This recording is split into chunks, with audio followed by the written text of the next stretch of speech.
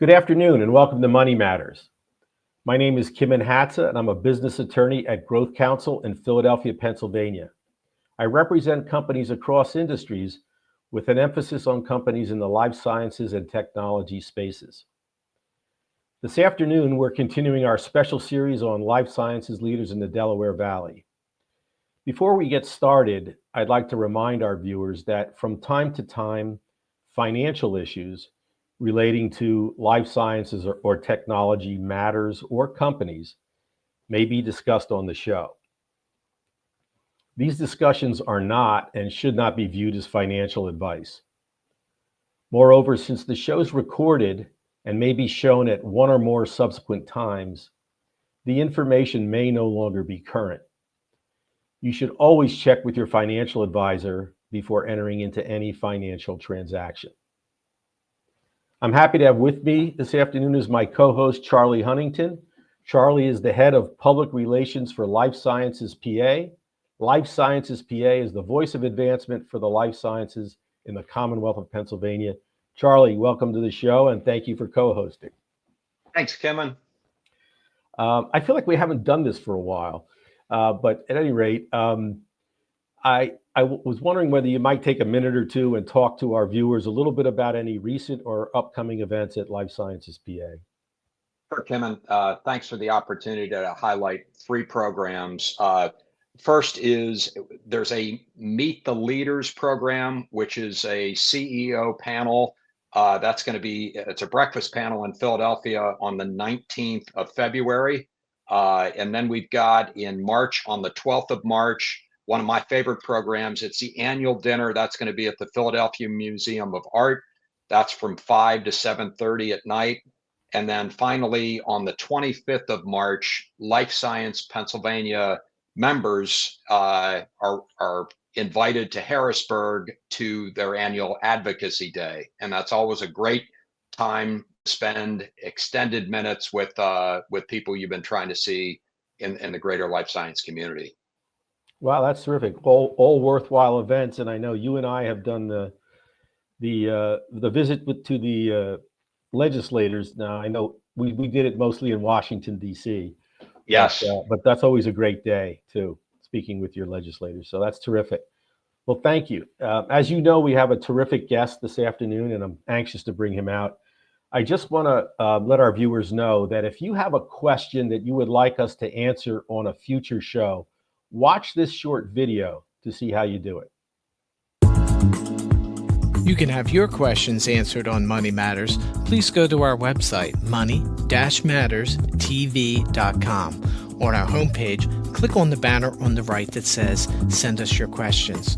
While you're on our website, you can find information about our host and guests, as well as show notes and links about this show and past shows.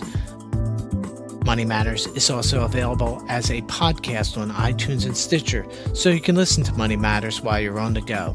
That website address, again, is money, M-O-N-E-Y, -matters, M-A-T-T-E-R-S, TV.com.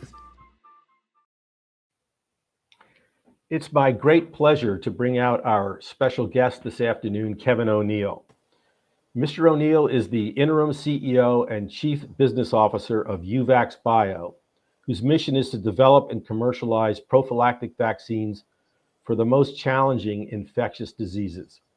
He's an innovator and strategist with over 20 years of leadership experience in the vaccine industry. As interim CEO, Kevin is leading the development and commercialization of UvaxBio's protein-based vaccine portfolio. He's focused on developing strategic partnerships and securing funding for advancing UVax's 4 core vaccine programs.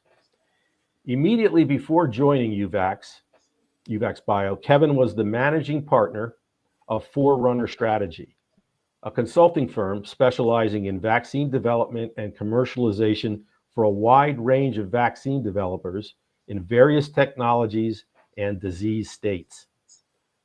Prior to his consulting experience, Kevin served as vice president and global business manager of vaccines at Pfizer, where he led the global commercialization effort for Prevnar 13. Mr. O'Neill has commercialized over 32 pharmaceutical products It has many different disease states, generating top-line sales in excess of $10 billion. Kevin, welcome to the show. Thanks, Kimon. It's great to be here. Tell us about UvaxBio, please. So UvaxBio is a spin-out from Scripps Research in La Jolla, California. And it was founded by a scientist at Scripps, Dr. Zhang Zhu, who is a structural and computational biologist. And so our technology is based on very advanced protein engineering and design. And we use our platform to design and produce nanoparticle protein-based vaccines that can deliver prefusion stabilized antigens that are very effective at developing a protective effect. Mostly we've got animal data thus far, but we do have a one phase 1 trial completed. So our mission really is to deploy our technology to address serious infectious diseases. And as you stated earlier, we have 4 core programs that are advancing this year in 4 different disease states. So we're excited about where we are right now and looking forward to the progress that we've planned for the year. Great. Can you tell us about those 4 programs that you're working on right now? Yes, well, our most advanced program is in HIV. So we have 2 different HIV vaccines, and we started human research with those vaccines in 2024, and we've nearly completed our first phase 1 trial. And we have a second phase 1 trial scheduled to be started here in the United States probably in the second quarter of this year. And that's a collaboration with the NIH and the HIV Vaccines Trial Network, which is a national network of university sites that do clinical trials. So the HIV program will have key advancements this year. Our second program is in MERS, so that's Middle Eastern Respiratory Syndrome, and it is a challenging disease that affects the Middle East. And we've just received a significant grant from CEPI, the pandemic organization, to develop this vaccine and take it into animal studies this year. Our third program is a phase 1 ready SARS-CoV-2 vaccine. So it's our version of a COVID vaccine that is protein-based using our technology. And that has been included in the NIH's Project NextGen, which is a funded program that's intended to identify next generation vaccine technologies and take them into clinical studies. So we're excited about that. And then the final program that we're focusing on this year is a pandemic flu vaccine. And it's a unique design on pandemic flu. And we plan to take that into animal studies this year and generate some key data to show that it will be effective in protecting against pandemic flu. So all 4 of them are moving forward with various funding from different parties. But it's an exciting time, and we've got a lot of work to do. But hopefully these candidates will lead to further funding and further research in the near future. That's great. You had mentioned that the technology was spun out of Scripps, Mm-hmm. and I find from many of our guests on the show who are starting up companies are working on or have licensed IP from universities or pharmaceutical companies, or they're even some of them repurposing existing drugs.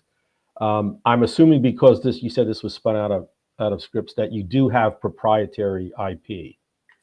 Yeah, part of our agreement when Uvax was founded was that we acquired exclusive global rights to the platform and to the vaccine candidates. And I guess since you're in phase 1 trials, am I correct to assume that all of the projects that you're working on will require FDA approval?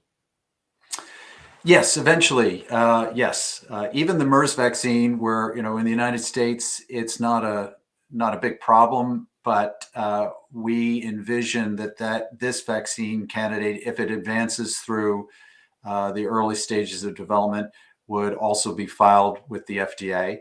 So our plan is to have IND approvals at the appropriate time for each one of these technologies, and complete development all the way through to phase 3 and beyond.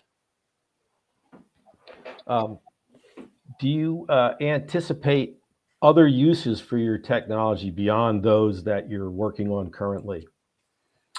Yeah, we do have a fairly wide pipeline of optimized candidates. So there are others in our pipeline that we have considered advancing. We have a Lassa vaccine. We have Ebola vaccines. We have a hepatitis vaccine construct that has some potential as well for Hep C. And we also have a unique approach to the RSV virus. And we have an RSV vaccine that can exist either as a trimer, the antigen alone, or the antigen on our nanoparticle carrier. And so that is a program that also has great potential, but it is not prioritized for advancement this year, unless we find a partner who's interested in working on that together with us. Good afternoon, Kevin. Hey, Charlie, how are you? Real well, thanks. So what first attracted you to a career in the life sciences? Well, I was interested in biology, and I went to a local college. I went to Ursinus College and was a bio major there, and enjoyed my work there. And my first job in industry was with Wyeth Pharmaceuticals, a local company that was really a global and successful organization. And I enjoyed my career at Wyeth, had many different positions working in sales and marketing. I started in research there, but quickly realized that wasn't the best place for me.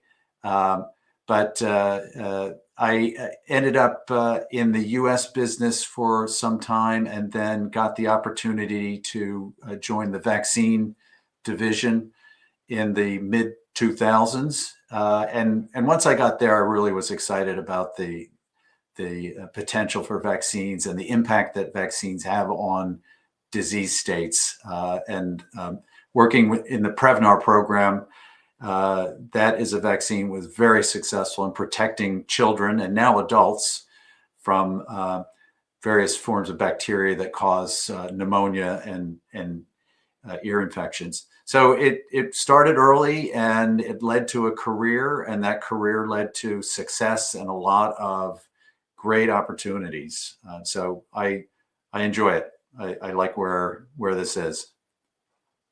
When you look at your early experience at Wyeth, which morphed into Pfizer, and your experience as a consultant, Kevin, how did that prepare you to become the interim CEO of UvaxBio? Well, at Wyeth, I got many opportunities to expand my experience and my knowledge, and we had great success and successful programs. And through the success that the company had, we all learned a great number of best practices for managing pharmaceutical and biotech businesses. And Wyeth had a business model where, if you got handed the ball, you were expected to carry it and do a good job with it. So accepting responsibility and doing your job well was just part of the culture. And that culture, I think, trained many of us well and prepared us for future roles of greater responsibility. When I started as a consultant, I realized what it was to work on, minimal budgets and to make sure you secure the business to keep meeting goals. And it also gave me exposure to a wide range of different companies, both large and small, and how they operate.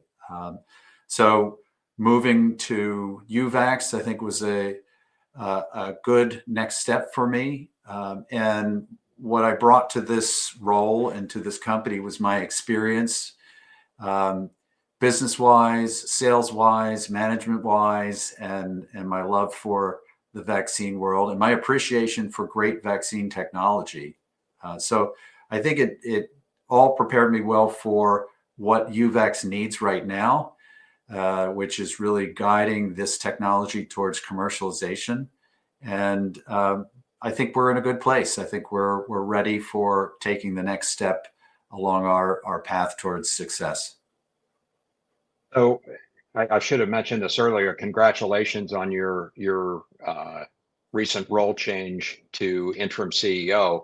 What do you think is going to be, what has been, and what do you think will be the most challenging aspects of your job at UVax?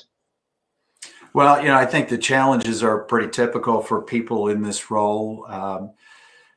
Managing the funding that we get both from investors and from non-dilutive funding sources, grants and things like that, and making sure that we're super efficient and laser focused on the tasks that we have at hand.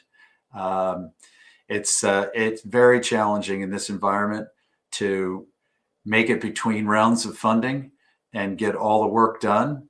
And especially for UVax, our technology has garnered a lot of interest from various parties, and different groups want to work with us. And so it's trying to get all that work done and manage it within the finances that we're given and do it to a high degree of success is a very fine balancing act. But we're up for the challenge, ready to go. And once we hit our milestones for this year and moving into next year, I think we'll be in a better place for our next round of funding. And if successful with the technology, I don't think that'll be a problem. I think there'll be a lot of interest in working with us. Kevin, how has the company been financed to date? So we are a privately held company. We've been through a seed round, an A round, and a B round. So we've got multiple rounds of investment thus far. A small number of investors in our company thus far.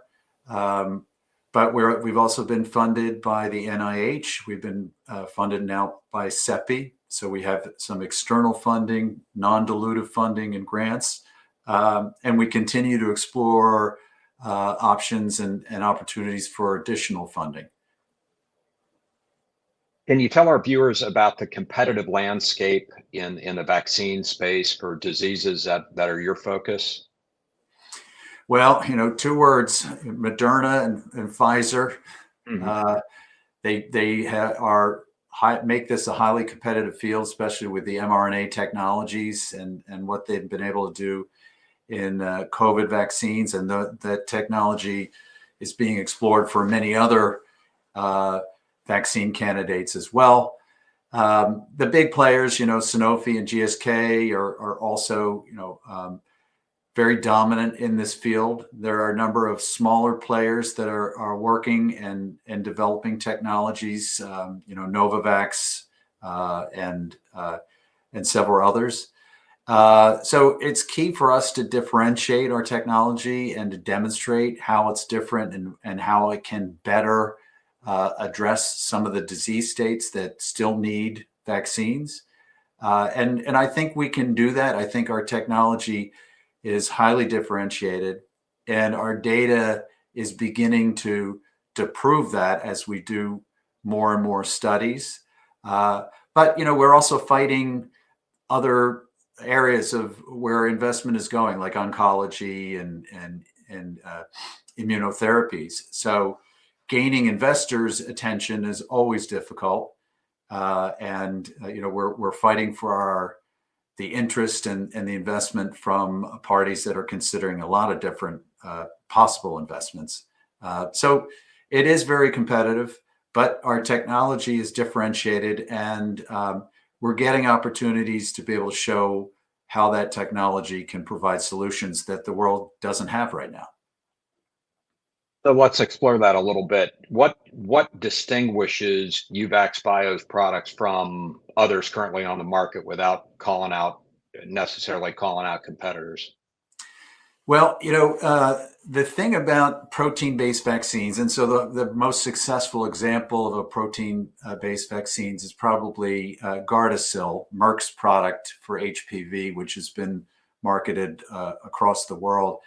The thing about protein-based vaccines is that they have been successful at producing strong protective immune responses against various diseases. Our technology is designed to produce something that closely resembles the actual virus in size and shape. And by doing that, it previously was not really easy to do, but our technology and the expertise of our discovery group have the ability to basically create a genetic code that will lead to the expression of proteins that ultimately make our vaccine molecules. And we know that those molecules are the right size and the right shape. And we've done some really interesting experiments showing that the immune system adopts these molecules and transports them to lymph nodes, and there's a really strong and prolonged interaction with the immune system. And we think that's why the design of our vaccines will produce and has produced a more durable effect in terms of protection, meaning it may last longer than other vaccines. And we already know that it produces good neutralizing antibodies. So the type of antibodies that will protect against disease if someone is exposed to a disease. So we've seen the proof that the technology is different and does produce a better immune response. And our next step is really to take these vaccines into human trials and prove that the same is true in humans. What would you anticipate the biggest barriers to be for barriers to entry for potential competitors? Well, I think it may be that our technology will work where other competitive products have not. And so, there have been a number of trials to produce a MERS vaccine. None of them have really been successful. There's one, I think, that is in phase 2 now, but not a lot of success there. We think our candidate has a chance to be more successful there. HIV vaccines, it's this similar story. There hasn't been much success in developing a vaccine that's protective in humans. We hope ours will be different. And we all know, the search for a pandemic flu vaccine, one that would be more universally effective, has not been successful as yet. And so we're hoping our approach there will solve a problem that has not yet been solved. So I think that's how we'll know. I think that's when we'll know, when we get there. And so far, we believe we're on the right track. So what would success look like then for UvaxBio? Well, we're a small vaccine company, and we're on the radar of larger companies. And I think one form of success would be a research agreement on one of our candidates with a bigger vaccine developer. That type of agreement could lead to licensing agreements and further collaborations. Of course, there's always investment opportunities. There are acquisition opportunities and things like that. But I think most likely it would be research to licensing for one or more of our candidates. Kevin, when we first spoke, we talked a little bit about how the greater Philadelphia area is rich in life sciences resources. Have those resources been important at all to the growth and success of UvaxBio? Yeah, I think that I know that very well. I came out of Wyeth. We were here in the Philadelphia area for quite a long time. And many of my colleagues are dispersed across the biotech industry right now. Many of them are still here in Philadelphia. So, it has already benefited. We were able to quickly find exact fits for roles that we had at Uvax. And no doubt in my mind that when we need additional folks, that we'll be able to find them, not only folks that are, in the area of science, but ones that have had vaccine experience in the area of science that we need. So I'm well aware of that. And I know this is a good place for us to source our next level of talent. And I guess you touched on that a little bit, but just from your years of experience in the life sciences in this region, what's your general assessment of the life sciences resources in the greater Philadelphia area? Well, as the bigger players kind of shift and downsize and move, we've seen the emergence of a lot of smaller biotech companies, which has been great. And some of those companies have become very successful, Insight and Harmony Biosciences and Spark Therapeutics, to just name a few. And these are great developments because they give places for people to work who are in the biotech field, and they allow opportunities for new folks to enter into the biotech field. And so, Philly, as well as I do, Philly has changed in the recent years and become much more of a destination for locating biotech companies and hiring biotech professionals to work in those companies. Not even to mention the investment that is increasing in our area, which really gives a good home for these companies. So plenty of reasons to be bullish about the Philadelphia area and the life sciences. That's great. Thank you. One more question, and we might run short on time. So, you know what? I think we're probably up against it. I didn't realize how far along we were. Well, so why don't we wrap it up there? I won't ask that last question. Kevin, thank you so much for being our special guest this evening. You're terrific. I think we could do a whole other show with you. We probably have enough stuff to talk about. Thank you very much, Kevin. And Charlie, thank you so much for being the co-host this afternoon. For our viewers, the next guest on Money Matters TV is Nick Izzy, CPA. Thank you all for listening and or watching, and we will see you again next time.